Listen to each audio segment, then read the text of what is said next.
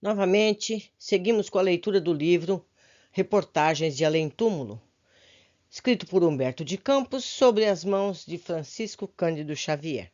Vamos ver a história de hoje. O apelo inesperado. Espero nos ajude a vencer tão grande obstáculo, dizia uma inquieta senhora ao Firmino. Sua cooperação fraternal é a minha última esperança. Minha filha precisa de conselhos urgentes. Quem sabe estará a pobrezinha perseguida de algozes das trevas?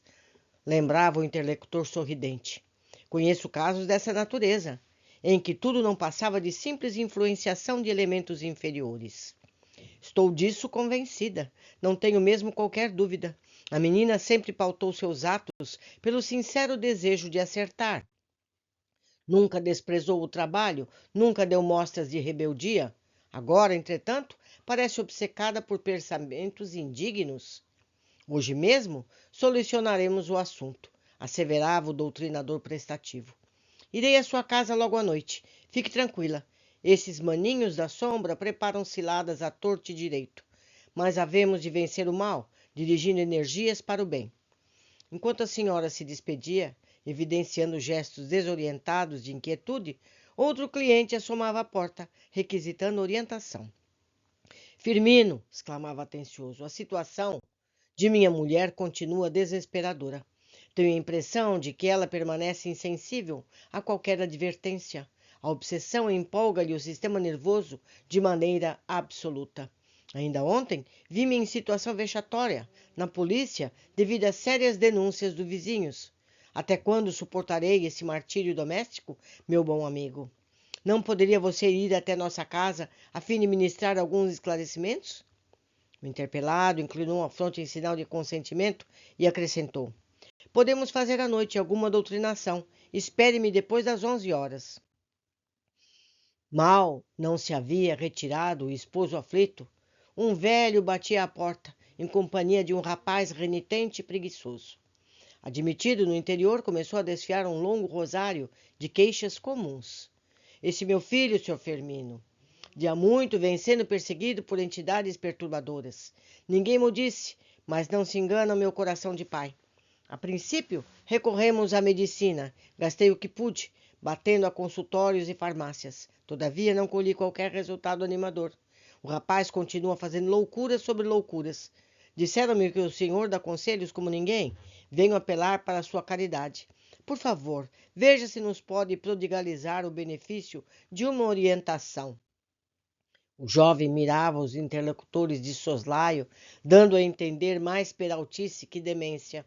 Entretanto, o conselheiro, em vez de receitar-lhe um susto adequado, começou a dizer levianamente: é incontestável, o pobrezinho está obsediado. Não é de estranhar, visto que as influências maléficas povoam todos os lugares desse mundo. E rematava, imprudente, após longa pausa: você, meu filho, está envolvido pelas perigosas malhas de perseguidores invisíveis, mas de manhã em dia faremos serviços de auxílio ao seu favor. Qualquer pessoa, nas suas condições, pode cometer os mais negros crimes. Não conhece os escândalos do noticiário comum? A obra destruidora dos maus espíritos, assassínios, suicídios, erros, paixões, resumem a perigosa atuação dos seres diabólicos das sombras. O pai, embalado pela ideia de socorro gratuito, não ocultava a satisfação em largos sorrisos, enquanto o rapaz dissimulava gestos cínicos. E era esse o feitio daquele ingênuo e bondoso Firmino da Conceição. Oprimido pelas contínuas solicitações, abandonara a atividade profissional, passando a viver às expensas de duas filhas que definhavam nos trabalhos afanosos do bordado e da costura, sempre vigilante nos círculos das necessidades dos vizinhos e conhecidos como que habituara à desordem do próprio lar.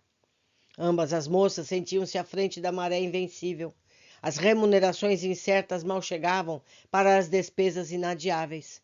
A velha esposa, quando os cobradores rondavam a porta, aguardava o marido pacientemente, alegando em tom afável: ora, Firmino, essa situação precisa modificar-se. Nossas filhas parecem cansadíssimas. E seu emprego? Você não esperava colocar-se esse mês? Sim, mas não podemos esquecer a tarefa. Os apelos são muitos. Não posso desatender a essa boa gente que me procura. Imagine que presentemente estou a serviço espiritual para benefício de 22 famílias. Mas lembre-se igualmente de que é chefe desta casa e que não estamos isentos de responsabilidade familiar. Notando que a delicada companheira estava a ponto de irritar-se, o doutrinador afagava-lhe a fronte cismarenta e dava-se pressa em buscar meditações e leituras, acentuando: Deixe de ideias tolas. Perdeu-se então a fé em Deus? Meses e anos corriam para o abismo do tempo, e Firmino era sempre o mesmo homem, determinado a satisfazer pedidos inoportunos e extravagantes. Diariamente, entregava-se a demorados exercícios espirituais, a fim de multiplicar os valores positivos da sua doutrinação. Desenvolver a visão psíquica, agora, recebia apelos do invisível e do visível. Espíritos ociosos ou inquietos deste e de outro lado da vida procuravam-no incessantemente. Vendo-se em tal situação, julgou-se dono de vastos poderes e vaidade não demorou a surgir como escalacho invasor. O nosso homem não admitia orientação estranha no seu modo de interpretar. Julgava-se detentor de dons infalíveis. Chegou, porém, a ocasião de ser abalado nas convicções profundas. Quando a família esgotava o enorme cálice de sofrimento, eis que uma noite, feita a oração habitual, Firmino é visitado por entidade desconhecida. Auréolas de luz cercavam-na inteiramente. Estampando amoroso sorriso, aproximou-se do velho doutrinador que se ajoelhava e falou com bondade. Venho da parte de Jesus fazer-te um apelo. Firmino, quase em êxtase, parecia esmagado de júbilo. Solicitação do Cristo? Que não faria por atender imediatamente? Desde muitos anos, empregava as menores possibilidades na solução dos problemas alheios, certo? Jesus premiava-me de boa vontade, designando-me nova tarefa. Enquanto essas reflexões lhe vagavam na mente, o sábio mensageiro continuou. Trata-se de pessoa que requer auxílio urgente, alguém que precisa do teu interesse efetivo e desvelada atenção.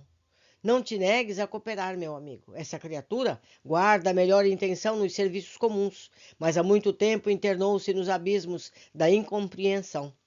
Jesus, porém, observa os discípulos generosos e sinceros e jamais lhe faltará socorro celeste. O teu concurso é, todavia, indispensável.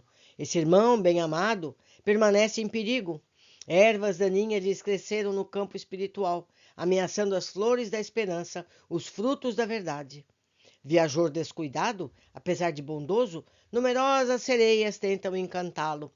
O pobrezinho começou a dormir, mas é preciso arrancá-lo do sono.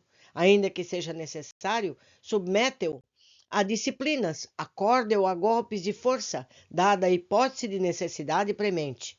Não o deixe a meio da estrada, longe de si mesmo. Jesus confia em ti. Dize-lhe que o mestre não deseja ver os seus serviços fraternos sujeitos à solução de continuidade, e sim, que, acima de tudo, conserve o trabalho da própria iluminação.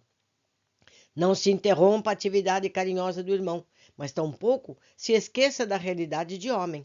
Ensina-o a respeitar a beneficência de Deus, a clarear os próprios horizontes e a estruturar a personalidade do discípulo perfeito em si mesmo, a fim de que socorra os necessitados com as medidas da justiça e do amor.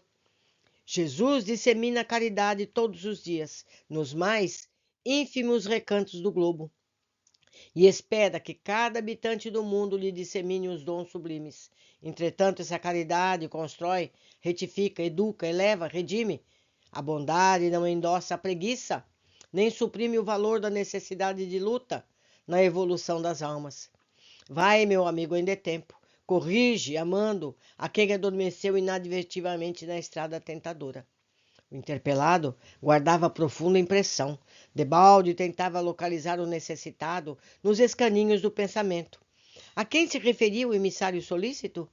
Algum dos obsidiados em estudo?